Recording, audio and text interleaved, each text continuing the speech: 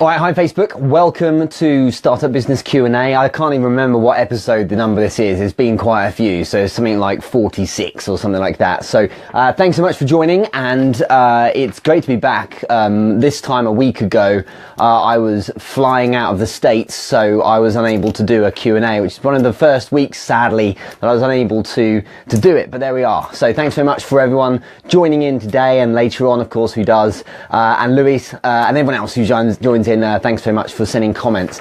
As usual, if you have any questions, a lot of you sent some in already, so I'm going to tackle those. But if you have any questions, put them on right now in the comments, and we'll answer them as we go. If you have a question as a new entrepreneur, if you're a business owner with an established business, if you have anything on your mind, so anything from sales through to growing and scaling and things like that, let's cover it, let's tackle it. The more you give in these sessions, the more other people actually end up learning as well. So it's always really valuable when you guys jump in. Yeah, so the States was excellent. I was finishing up a number of meetings and also the course for the how to build an online course, essentially. It's the top thing that after a number of polls I did earlier this year that you guys have asked for, and so probably in the coming couple of weeks that it will be released. There are 10 people, some of you already online who know who you are, who are going to be beta testing it for free, but thereafter it will be live, and you guys can make use of it. But it's really simple, of course. What I've done is basically shot, I think it's 5 sessions on essentially how to build an online course. Literally, this, practical steps for the stupid. That's the kind of the idea of it. And basically, it allows you to follow the template I followed and generate an income off it. And that's as simple as that. It doesn't have to be rocket science. Any further embellishment, of course, you can take on, but it's about showing you the simple way I've taken. Okay, so thanks for pinging on your questions. Those of you starting to comment already, do add any questions you have about your business, but let's get started. I've got a load here, so let's start here. Sullivan Gable has asked the question, which is a great question for Startup Business Q&A. He's asked me, how should I start with providing a service like holistic lifestyle coaching and consulting people, then marketing my service on social media? That's what he's proposing is the right thing to do. How you should start is really important, because a lot of people start the wrong way with a business, and I'm really lucky. I've been involved and I get invited every week by entrepreneurs and business owners to help them with starting their businesses. The fundamentals are always the way, no matter what you're doing. When you're starting, you need to have a proposition focused on as soon as possible so that you can start creating a customer base. The number one thing every day, remember, is always to be adding new customers, at least asking yourself the question, where is the next customer coming from? You don't have to have much in the main for your business to be moving so that you can have new customers coming in. The bottom line is this: what do you need to do right now in order to get a customer? So you need to think firstly about who your customer is going to be and what the actual proposition is that you're producing for them. Ask yourself this question: if a potential customer or the kind of demographic you're trying to target reached out to you literally today, right now, and said, I want to buy your product, how equipped would you be? What would you be able to provide to give at least the bare bones services? This is called the MVP, the minimum viable product. It doesn't mean give them crap, it means give them the minimum that is effective, okay? So you can polish and buff and improve and embellish your business as much as you like moving forward, and sure, that's kind of what happens in the future, but at the start, what can you provide so that a customer would buy something? You got to think about it like that, okay? So that's what I would suggest. Providing a service like holistic lifestyle coaching and consulting people. Do you know what I did? I focused straight away. I'm just moving I'm getting messages pop up all over the place. I focused straight away when I very, very first started as a coach. Online, at least, because I've been doing it for many years before in the kind of the real world. When I started online, I just reached out to people, started conversations, and said, I'm building my testimonials for my website right now. I'd like to offer, this is after having some exchange and some kind of conversation, and the person saying, you know what, you've been really helpful, thanks so much, by giving them advice. I simply said, I'd like to offer you, 2 weeks for free. Could we do that? Okay, could we do that? And in return, would you give me a testimonial? And obviously everyone says yes.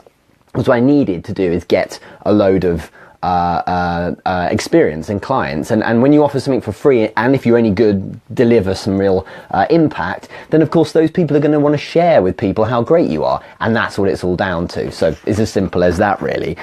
That's what I would focus on doing. Acquire customers, provide a service as soon as you can. Stop focusing on stuff that takes you away from doing that. If you're building a spreadsheet that's going to look really lovely when you populate it with loads of customers, you are wasting time. Focus on the things that are related to actually giving customers a service at the beginning. I've got a question here from Lewis Clack.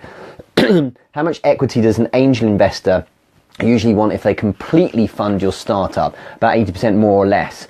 There's no typical. Look, there is no usual here. I've been involved with some people who are angel investors, and also on the other side as well, approaching people and via clients of mine as well. And there just seems to be no usual.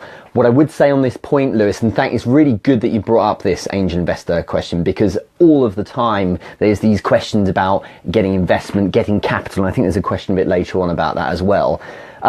It's so important you understand that getting capital or investment from someone puts you in someone's pocket. Okay, if it's from a family member, you're potentially in their pocket emotionally. If it's from an investor, you're now in their pocket professionally. And what I mean by that is you owe them something. Unless it's a grant or a fund where you're just given money, and it's the case of we believe in you, go do it, and you're not held accountable in any further way, then you now are beholden to that person to a degree in some areas of your business.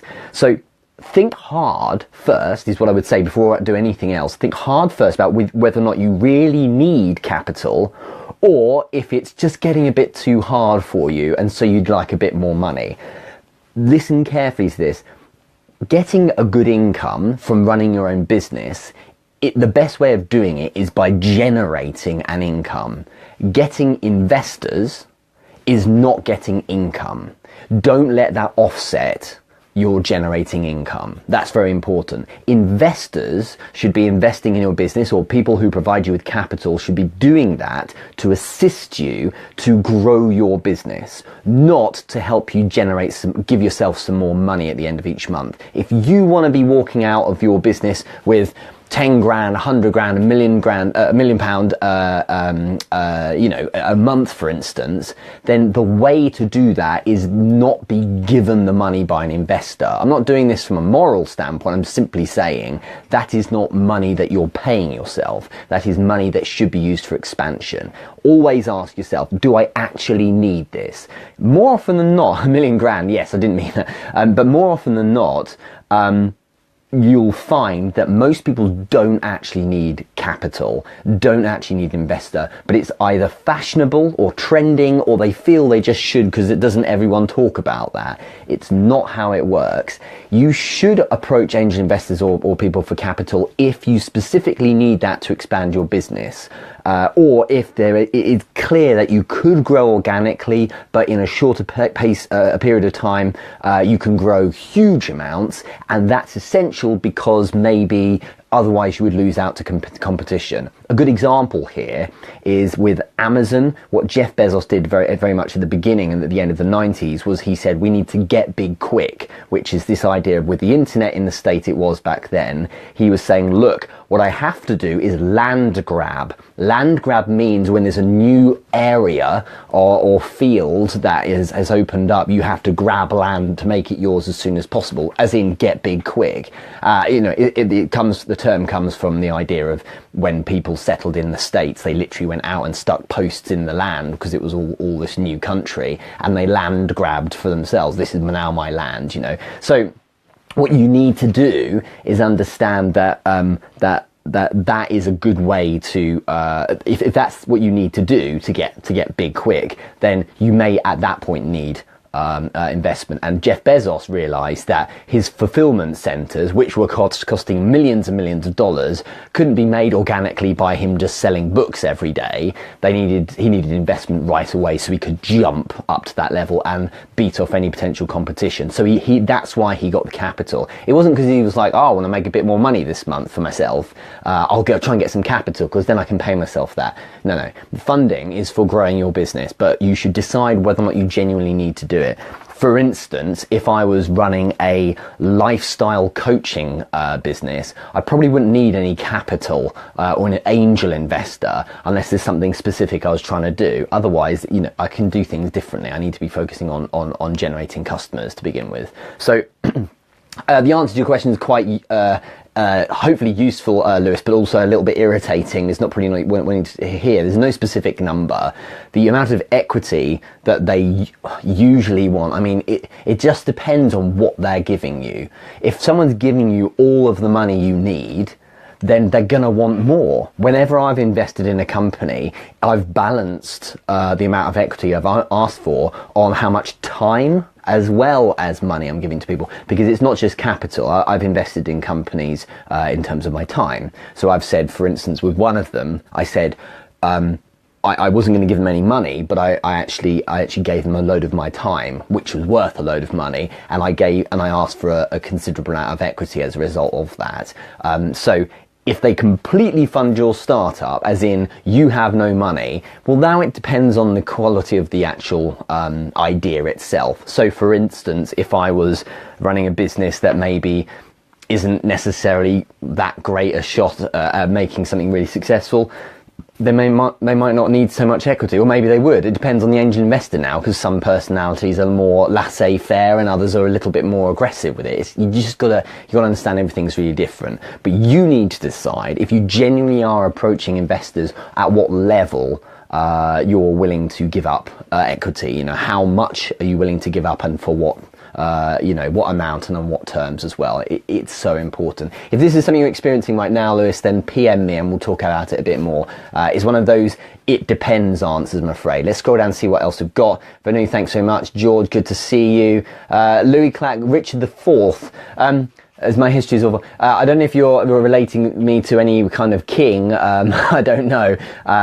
Richard IV, to be, if you're relating to my taekwondo grade, I am a 4th Dan black belt. That's the only 4th I can think, I'm afraid. Good mindset, good, $1 million grand, yes. Great cheers, good gold. All right, yeah, good. Okay, we're there. So next question, let's look at Daniel Nunez, who's asked, how do you filter the fluff and hype to determine the value of another's content or approach? Who's had this before? Who's had this where you see people who appear, in terms of perception, to have a really great proposition, but you don't know whether or not they're all chat. You never heard them before. They might just be hype, for instance. There's a wariness, and often you don't realize it until you've tried investing in things, and then you realize you've spent $2,000, $3,000, $4,000 and got no real return from it. And actually, what you've fallen for, and this is something I've talked about in the past, isn't the product. You've fallen for the hype. So some people, you've got to understand this, some people are excellent at marketing hype, but don't necessarily have a great product. Okay, so what you're looking for is product, not hype. Unless you're looking for someone to show you how to be a great marketer. If they're doing great marketing, well then they're literally wearing their product on their sleeve, if that makes sense.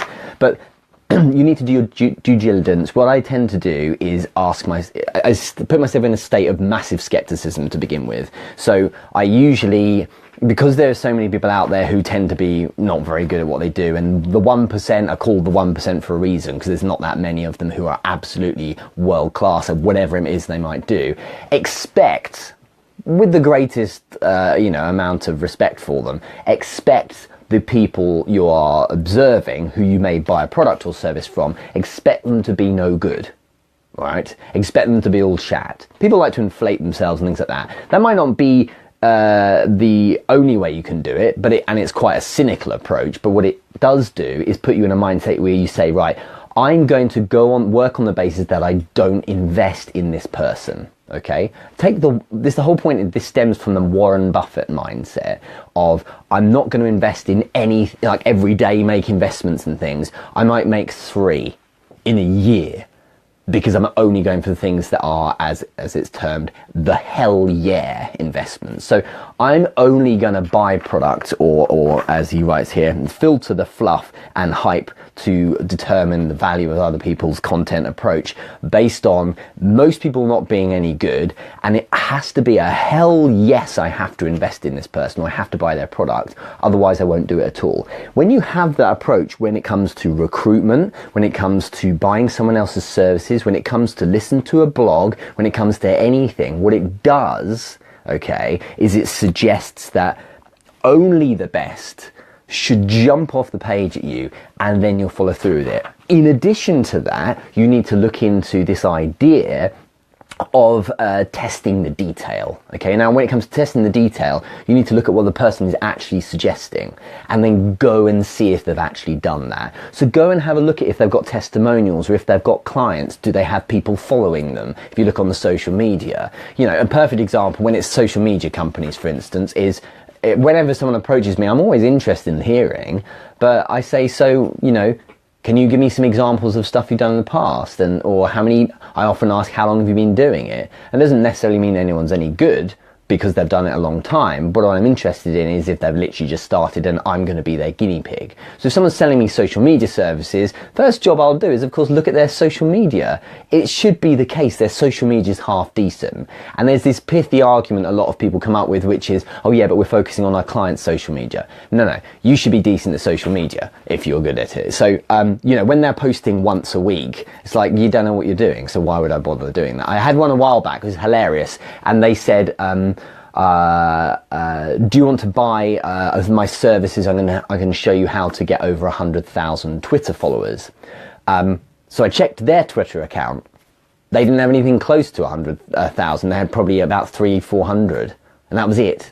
And it's just like, it's stupidity, you know. So someone like that is just ridiculous. Also, what you'll tend to find is that people who reach out to you, sometimes, but not always, people who reach out to you tend to not be the greatest, you know, the real influencers. The people who have customers come to them, they tend to do quite well. All right, so I'm not going to use this as an example to show off or anything, but you need to have a look at detail. Okay, so are you falling for hype, or are you falling for substance? And it should be the substance you're falling for. So check them out. Ask some people who's commenting on their feed, who follows their stuff, how long's their website been up, you know, are they just making it up as they go along? Because a lot of people do, sadly, but you just got to work on that basis. I think Daniel also adds, how does one refrain from surrounding themselves with carbon copies? This is a seriously important question. If you are producing a business that in any way, and it should, revolve around you as a person, your personal brand is essential. This is 2017, right? The world of the social marketing is so important. If you are the same as the next guy, no one's going to see you as particularly interesting. And it's a fact that the worst place you can be isn't rubbish at what you're doing, okay? The worst place you can be is average, because you are so the same as everyone else that you just don't stand out. It's better to stand out and be rubbish, because you get talked about, than to not stand out at all and be a carbon copy, as Daniel Nunes has clearly written here. So the question is, how does one refrain from surrounding yourselves with carbon copies? Well, you need to do something unique by definition, so you're not a carbon copy of someone else. The problem is people worry about not being unique with their proposition. So for instance, I take this example because I said it earlier in this session. If I'm a lifestyle coach, like, I don't know, someone who takes selfies of themselves in the gym and, you know, focuses on shots of their abs and what to eat well and things like that, you can probably tell straight away I'm sounding very much like anyone else who does that kind of thing. You shouldn't necessarily worry about looking for something that you can do within that's unique, okay? I mean, I do know one guy once who wanted to do the lifestyle coach thing, but from a vegan standpoint. So that was something unique, kind of unique about that. But what I'm suggesting is the easier way to be unique in whatever you're doing is in the delivery, right? Which is, as in, it's the delivery of yourself, okay? So the way you come across is by definition unique. And so be the best version of yourself. All right, it sounds cheesy, right? But it's true. Be the best version of yourself. Do a great job delivering what it is you do. And you'll find that people buy into that as the point that is unique. This is such an important lesson. So don't worry if what you're suggesting or offering or providing or trying to sell is literally the same as anyone else. If you look at a multi-level marketing company, you know, the ones who sell like water, you know, the alkaline water and things like that. The ones who, you know, everyone looks the same, they're all talking about how wonderful it is, but they're just sharing the same old kind of content. If you really wanted to win in that, I don't necessarily get into that kind of thing myself, but if you really wanted to win in that, you'd have to be really different in your delivery. Okay, so a really good example, an easy thing, is doing something like a Facebook Live stream. You know, I know it's scary if you've never done it before, but if the average, as in most people, don't go on Facebook Live and do a Q&A like this, well, why would you not do that then? Because that's going to be the thing that's different. You can literally, I mean, there's going to be people out there all across the world right now who are answering questions in business, right?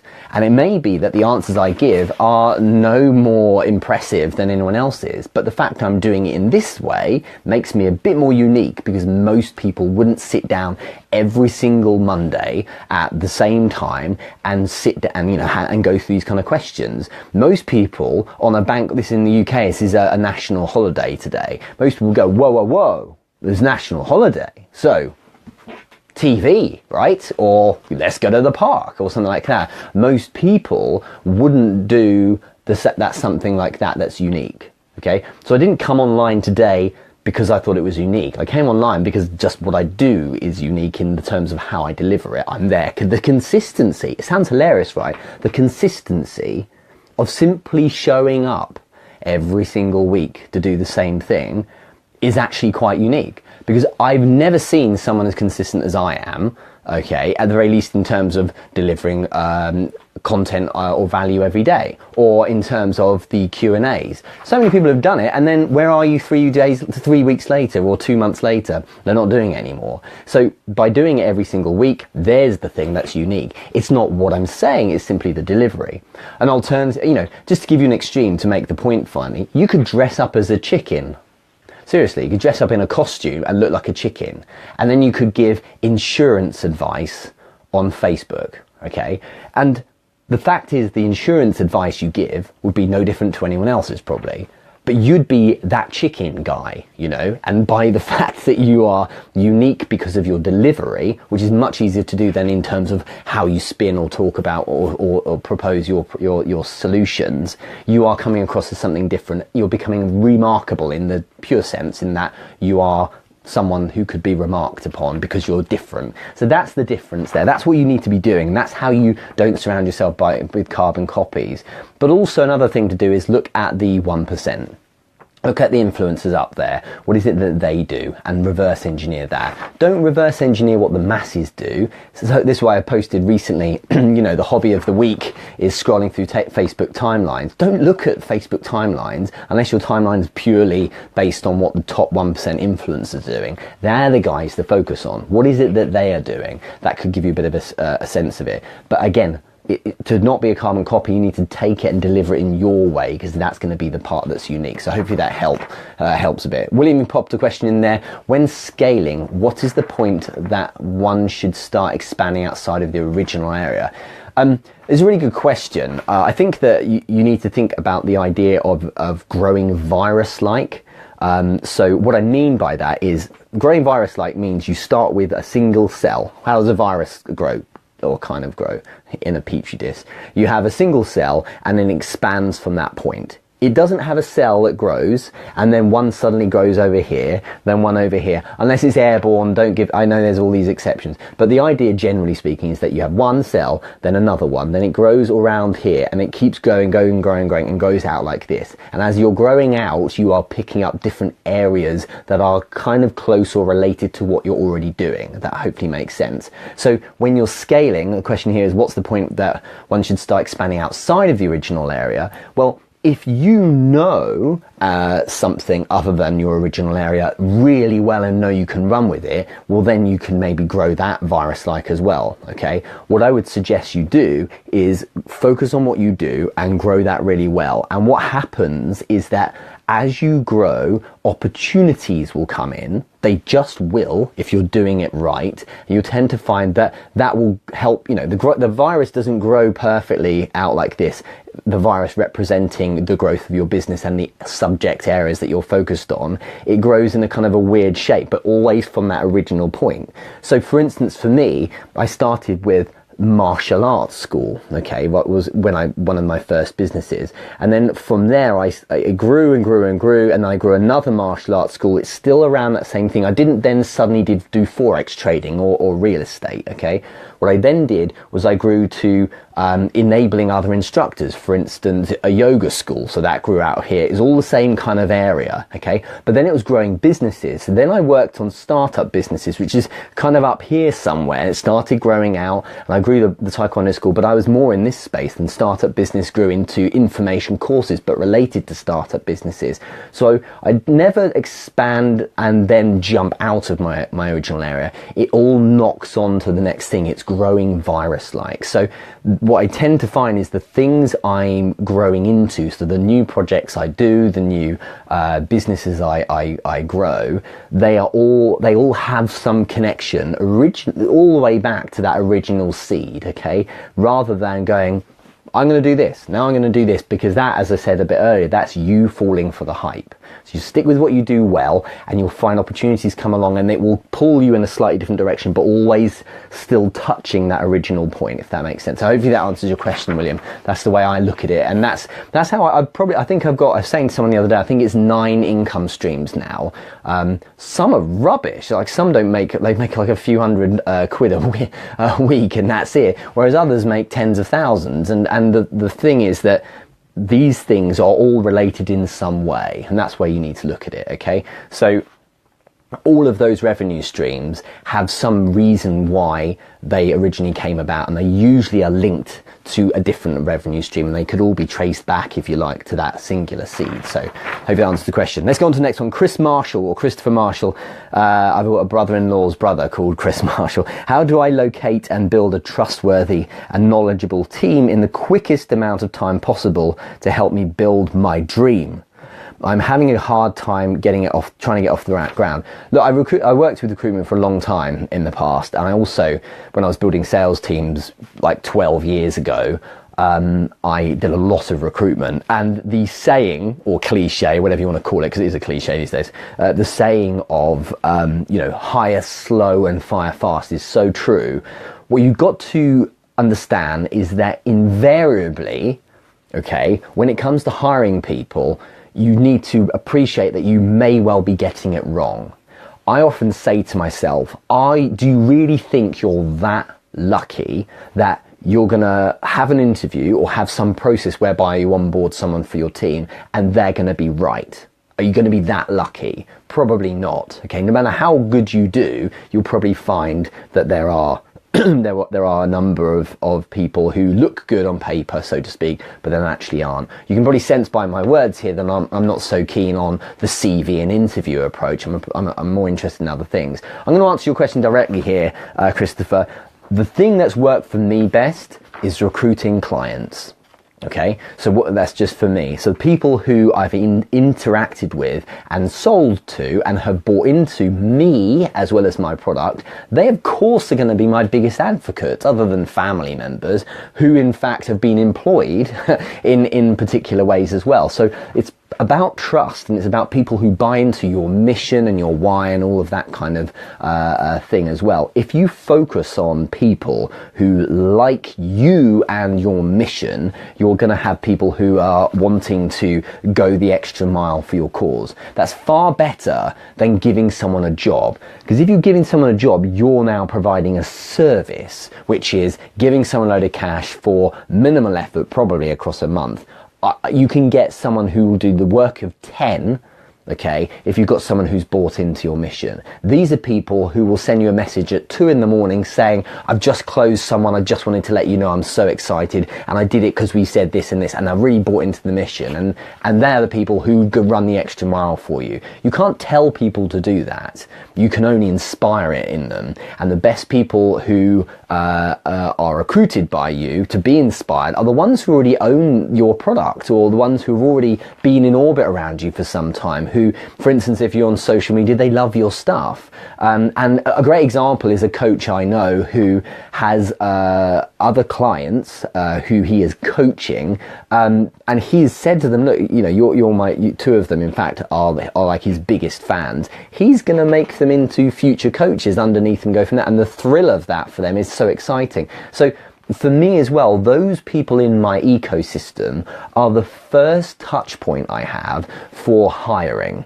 And so when it comes to, there's one recently actually, a guy in the States, wonderful guy, who's been really patient. He's wanting to prove himself in video production. Okay, and so he's keen in working in that kind of area. He's bought into what I do.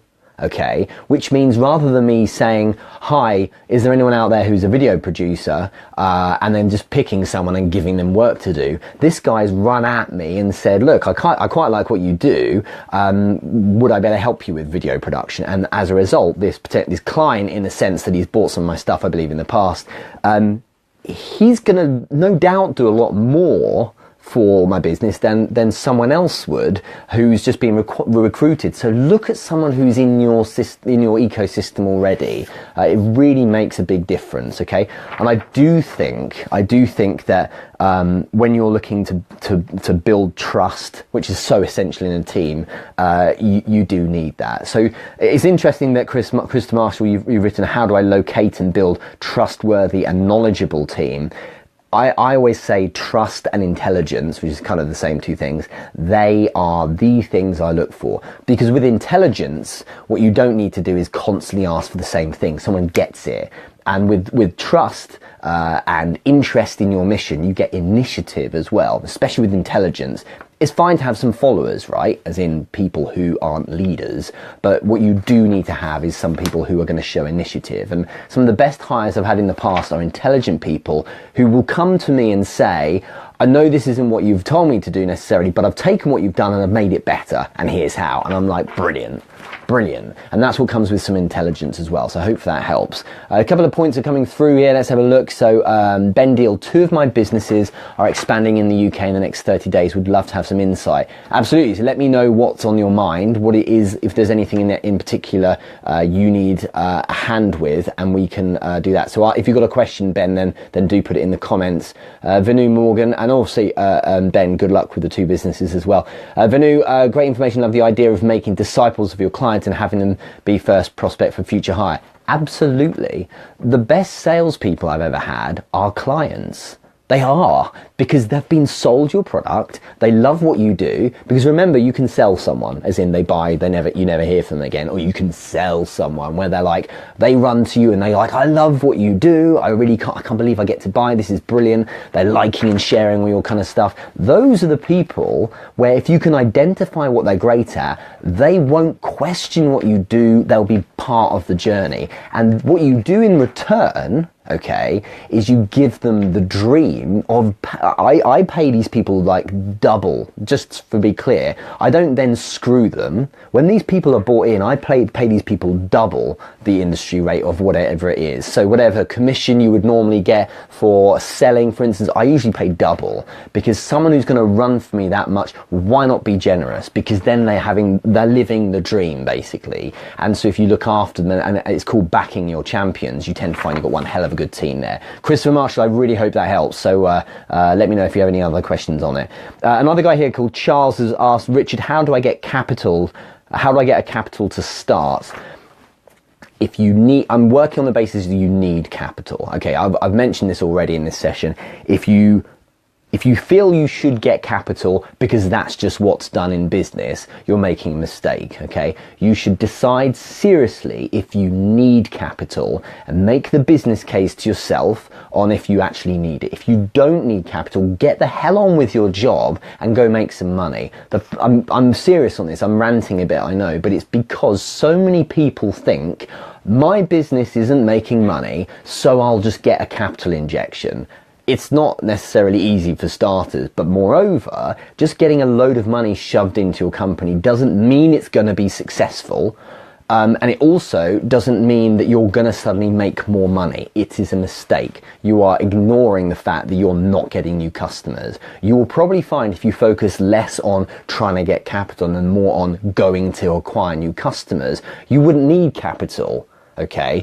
Most of my businesses don't have any capital injection from third parties because actually I've focused so much on generating customers that there's plenty of money to be used to invest from internally. And as a result, you don't need to be courting people to give you money when in fact I'm going to then have to give up something. Maybe it's a deadline or some interest on repayments, or at least it may be part of my business, for instance, an equity or revenue share or something like that. So just think on it. Becky, thanks so much for joining. Think on that. Why on earth would you go to get capital to give something up if you don't necessarily need to do it? Anyway, rant over. Let's focus on the question, which is how do I get capital to start? There's a number of ways to do it, but one thing you must bear in mind is that getting capital is not difficult.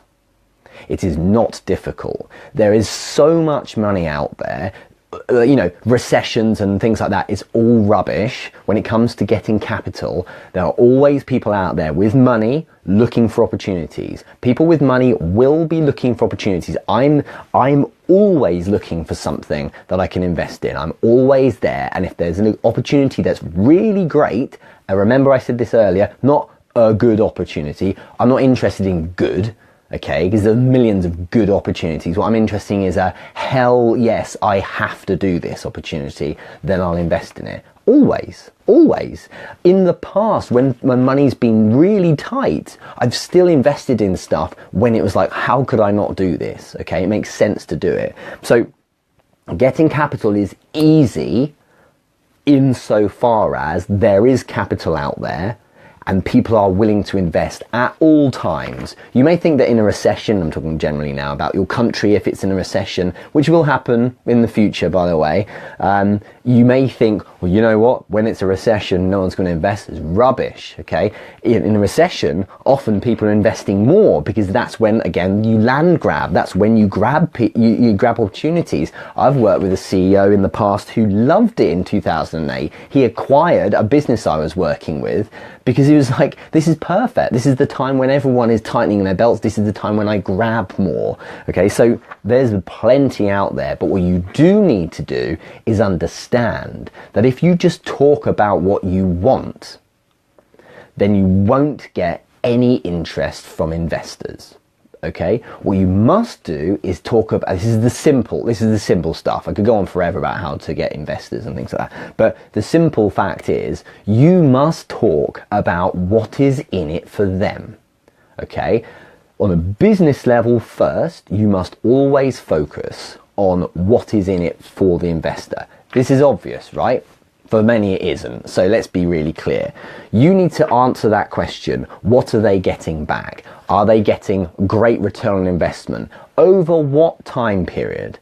How can you prove, or at least guarantee as much as is possible, that that will happen? You need to then show you're working. You need to make it crystal clear that firstly, you're a great proposition to invest in because of your idea, but secondly, that you've got this. Okay, because that person's about to give you something very valuable. That's their money, possibly their time as well, but at least their money. And they want to know that you're not going to throw it all down the toilet. So what you need to do is show that you've done your working. And an investor won't just look at the opportunities, the investor will also look at the things that can go wrong. This is one thing I do a lot. If I was going to invest in a company, I always scrutinize the downside.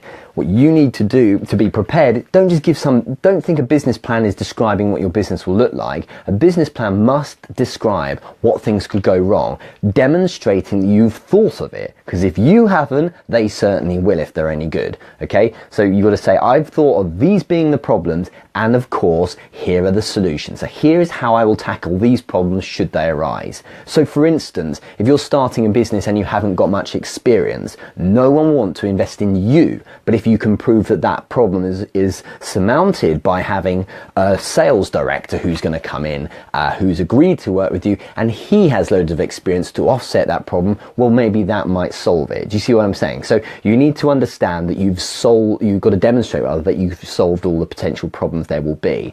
But on top of this, okay, I wouldn't say it supersedes all of that, but on top of this, you need to be someone who comes across as trustworthy, okay? Someone that they're comfortable with as well. The reason why people invest in people is, yeah, there's a great business idea, but what's so important, the lubricant, if you like, is the touchy-feely social stuff, all right? So, for instance, I've got a meeting tomorrow afternoon. I'm in London seeing 2 clients tomorrow, but the one in the afternoon is closing off an investment, okay? And the reason why they came to me first is because I can solve a lot of their problems.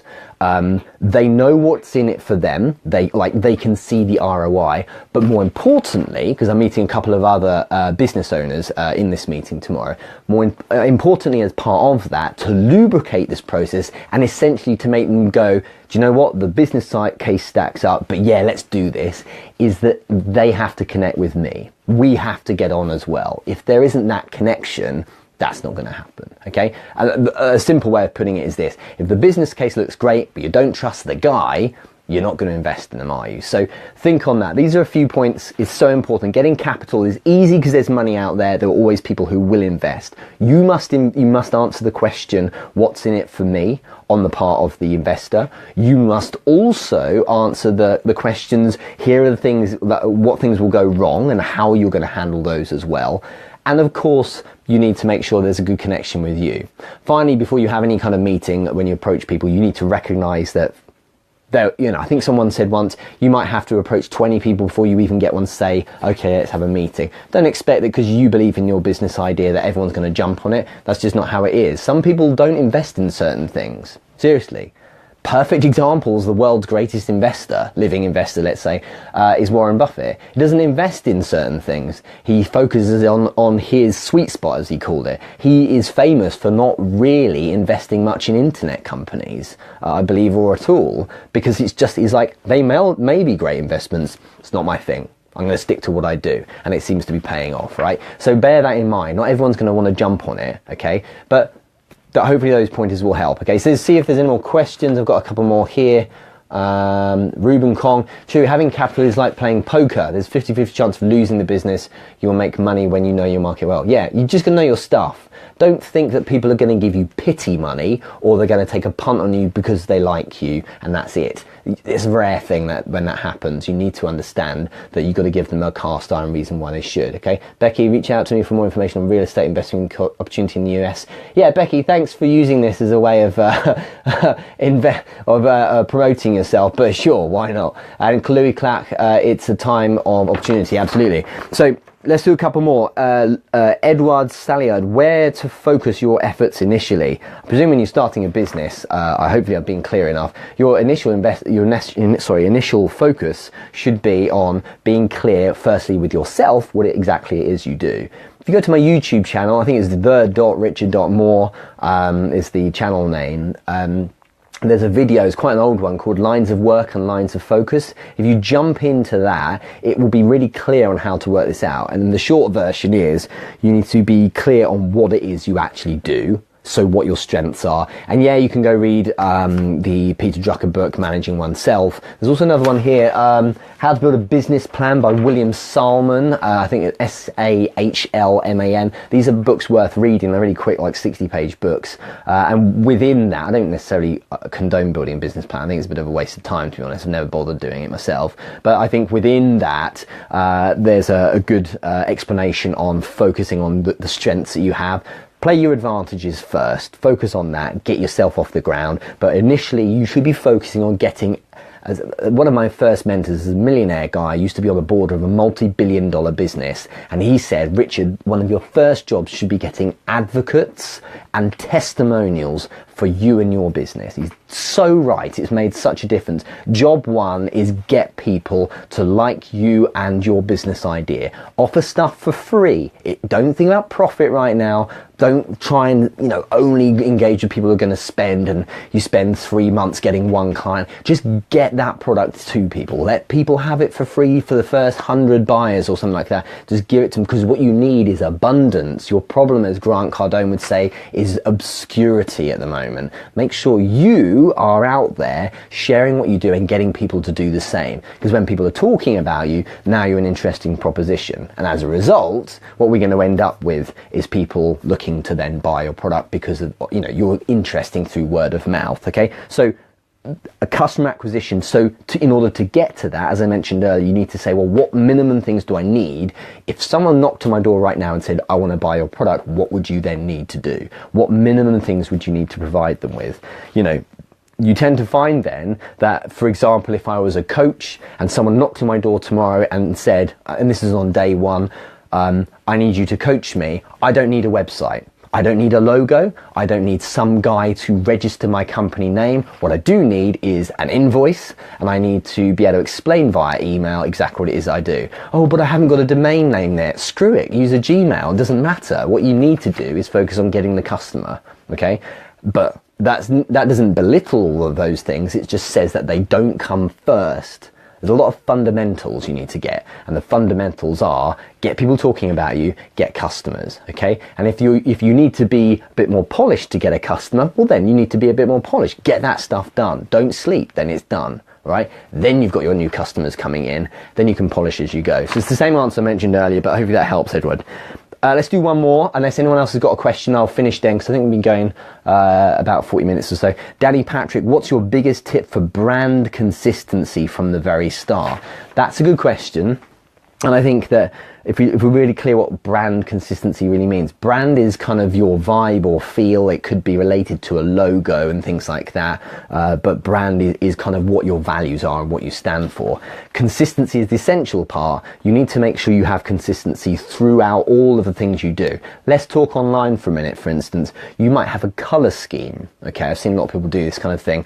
You might have a set color scheme. So for instance, in my entrepreneur business group, the color scheme is gold and black with a bit of white here and there. So the posts they have gold, they have dark colors and things like that, because that's just the look, and it means that people see that and they associate it with the group.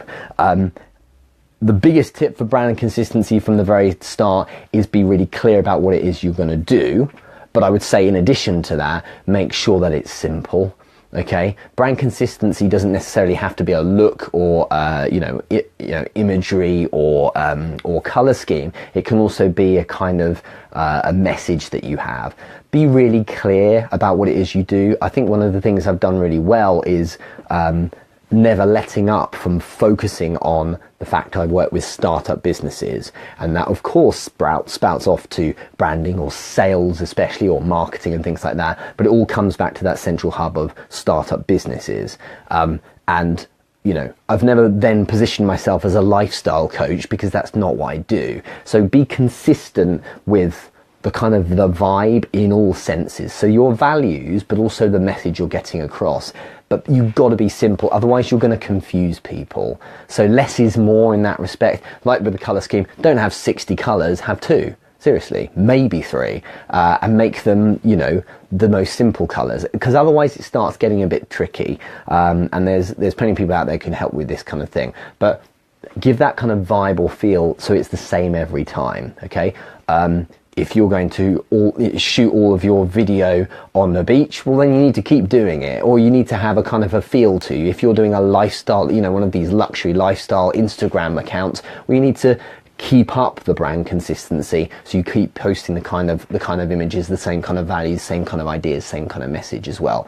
Consistency is king, but simplicity is so essential, because otherwise you muddy the waters and people don't quite get what you stand for. You need to get that pure signal through to that small minority of people that will represent the audience that you're targeting. You don't need to try and reach out to everyone, and it's actually a mistake to do so. You need to focus more on the small, tight niche of people who are going to really love what you do and take ownership of your message and go and run with it and share it and things like that as well. Okay, hope that helps. It's been really good fun to get back in here. I love the fact that so many people have jumped on. Thanks for all of the comments, and I think some of you have been sharing this as we go. If you've got any other questions, do let me know. If any of you have any questions, what I'm doing in May, because it's May 1st now, what I'm doing in May is offering a free hour consulting call with me. So if you go to go.rmmentoring, R for Richard, M for more,